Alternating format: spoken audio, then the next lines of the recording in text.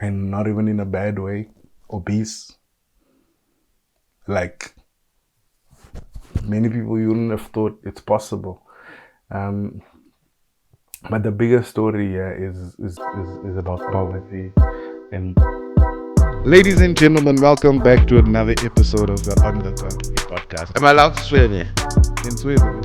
Yeah, I know we said let's not blame the government. It's just sad when we start them No, but- becoming indoctrinated. Your view on me is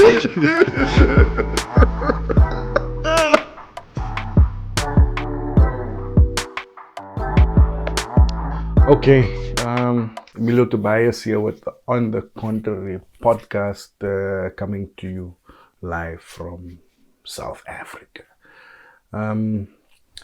There's a big story that I've been avoiding for the past year, just because it's immediately triggering, and I think it's just been easier to not want to or try to engage with the story in any way. Yeah, man, this thing is triggering on so many levels, and yeah, but now it's been a year since this little girl has gone missing, and now the trial is being broadcast live on the news every day, and the headlines are coming out, so everyone, whether you want to or not, are finding out different details about this thing as like the evidence is coming out. And it's tricky to gauge how you feel about all of this. I hear the evidence, and there's nothing in me that wants to hate this mother or that wants anything bad to come over her, but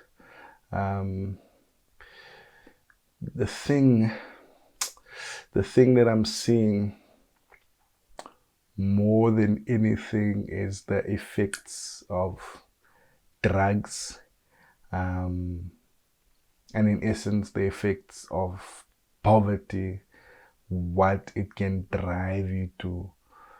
If you just look at this lady, how she looked a year ago and how she looks now, you can tell that, nah, bruh, like this person has not been okay for a while. And if you look at the before and after, there's even rumors that she's pregnant. I don't know about that. There's no like valid source that says she's pregnant, but stopping drugs for a year, because now she's forced to stop doing drugs because she's in jail.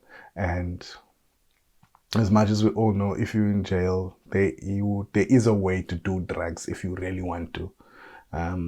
But probably such a high profile case, and she doesn't seem like she would or could have any connections to try get drugs in the prison. But she's looking healthy, and prisoner food does not seem that bad when you look at this lady now. I mean, she's huge. She went from, I might put the picture up, to looking, and not even in a bad way, obese. Like many people, you wouldn't have thought it's possible. But the bigger story here is about poverty and what it can lead to, because there's evil all over in the world, and the most vulnerable are indeed the most susceptible to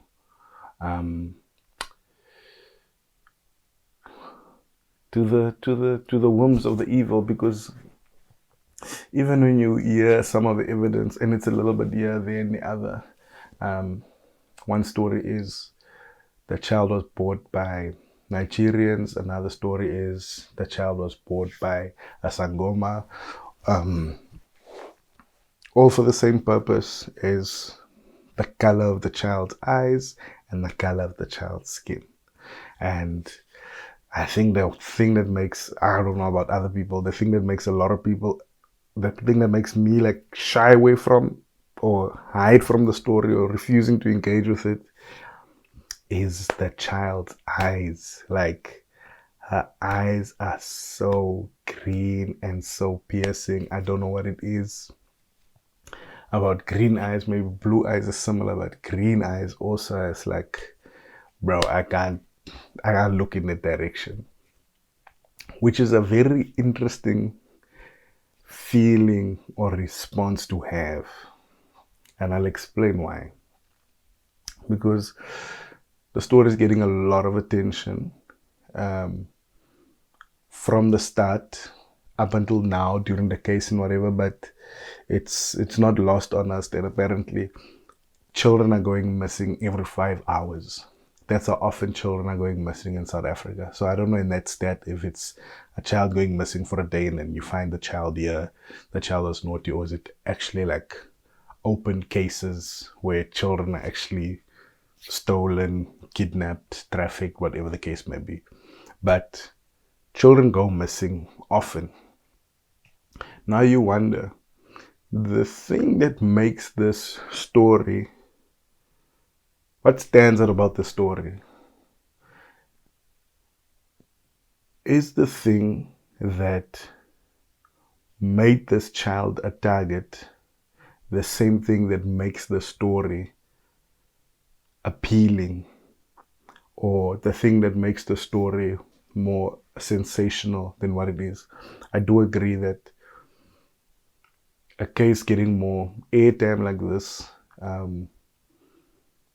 makes it more likely for police and everyone else involved to do their best to try and achieve justice. Justice is obviously not guaranteed, but under this scrutiny, you are more likely to find that everyone doing their jobs to the T. Then you find that if all other missing children cases had this amount of attention, I think the turnaround or the return rate of missing kids coming back would be bigger. But now you wonder, what is it about the human condition that makes us, it's a I don't know if it's a beauty standard or what it is. Even if we check into like superstitions, and there's a time when people with albinism, or I don't know if there's still a that problem where people with albinism are being murdered, kidnapped, trafficked for whatever superstitious beliefs we have. And I mean, the superstition and those beliefs that other cultures don't understand and find ridiculous, whatever the case may be, is the same with rhinos.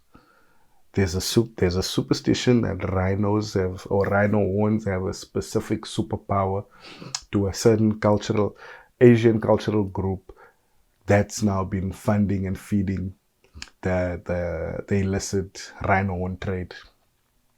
Same like in Africa, you might have superstitions related to people with certain pigmentation defects or whatever you call it. Because I've heard that the pigmentation, especially the color of the child's skin and the blonde hair and the green eyes and sometimes freckles and sometimes albinism, they're all like not defects, what do they call those things? Mutations that are surrounded by the same thing. So now you wonder, like, what is driving this thing on a superstitious level? But that's another story. Whether it's a sangoma, whether it's foreigners and the child is put in whatever, it's all from the same, not backward, but old way of thinking. And I think if anyone is progressive, even when you want to embrace those cultures and whatever, those things should be looked at through a new eye. whether it's rhino horn, whether it's harvesting of parts of children, and whatever the case may be. But the before and after of the drugs, I mean, it seems like, because there was a pastor that spoke, or an evangelist of some sort that spoke and said that along the lines that Kelly had been approached to, someone was thinking about buying a child, or someone approached her about buying a child, and whatever the case may be, and left the offer on the table. Now when you're on drugs, bruh, you're on drugs, you are still there, you're like, nah, bruh, I might be on drugs, but I'm not gonna sell my child. I'm not gonna sell my child for 20,000. Nah.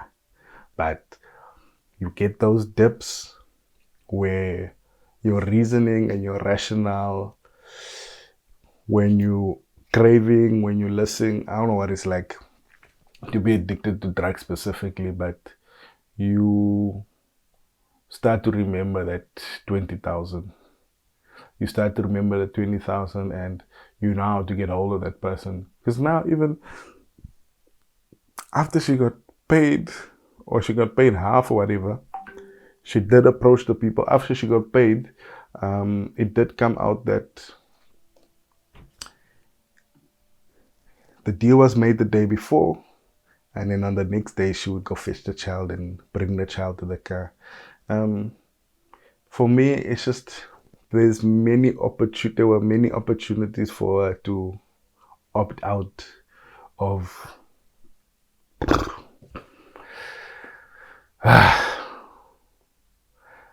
then, like, when you see where these people were living, and you ask yourself, no, bruh, how are you supposed to survive? And I think a lot of people in South Africa are oblivious to the fact that people live like that. I mean, that's a whole like squatter camp. It's a squatter camp because I didn't see one brick house in there. There's not a single brick house there. And some people might even be surprised that colored people also live in squatter camps. Particularly if you're from a big city. You just may be aware that colored people have the area in the township, Indian people have the area, black people have the area. But in other parts of South Africa, like black and colored people are having it bad, particularly small towns, rural towns. And these places are like overridden with drugs. Overriddled. Is it overriddled or overridden? Either way, a lot of drugs there. And the thing, I don't know, like, the thing about motivating a drug addict is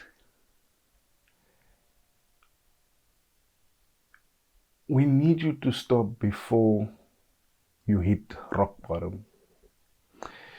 You need to come to that realization where you realize you have a problem, and the struggle of overcoming this thing becomes worth it compared to the struggle of giving into it, if that makes sense. Because one person's rock bottom might be a divorce, losing your house. That might be the thing that make you realize, like, okay, cool, I need to stop. Some people might be a near-death experience, but a rock bottom where it involves other people, where it involves selling your child, is another rock bottom that you hope never to get to. I think it's probably similar to a depression, where you don't want, or you at least hope that you were never a person that there's nothing anyone could have done to help you. Because now you're in a situation where it seems, it's alleged that you have sold your child for 20,000 rand. Not that there's a price on a person, but 20,000 rand is not a lot of money. It's not a lot of money for many things.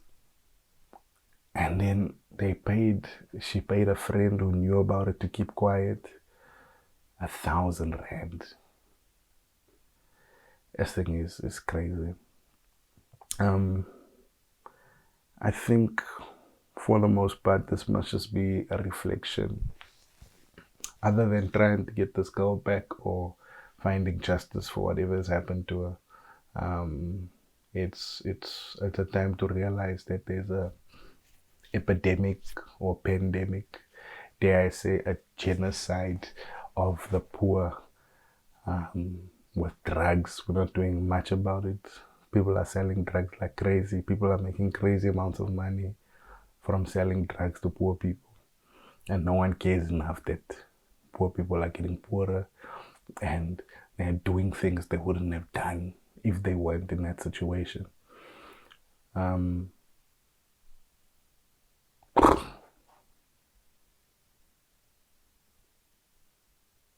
It's a rough story. And it's very hard to engage with this thing. It's very difficult. But we'll see how the case goes, and hopefully after everything is done and the verdict and all that and all the evidence has been heard, I would like to go through everything and talk to everything and see how we can grow from this as South Africans. These are the real bad things going on in South Africa. These are the things going on in South Africa that need international cooperation. All the other things and all the other noise and tragically has reduced now white genocide to threatening cultural existence. So we've admitted now that Afrikaners' lives weren't threatened, and it's been reduced now to cultural existence. So while serious things like this are going on, we must listen to people nagging and mischaracterizing what they're going through. If that sounded insensitive, do check the other episodes for some context. But yeah, man, Joshlin Smith. Ladies and gentlemen, welcome back to another episode of the On the Trafficking podcast. Am I allowed to swear in here? In Sweden. Yeah, I know we said let's not blame the government. It's just sad when we start them No, man. becoming indoctrinated. View on me.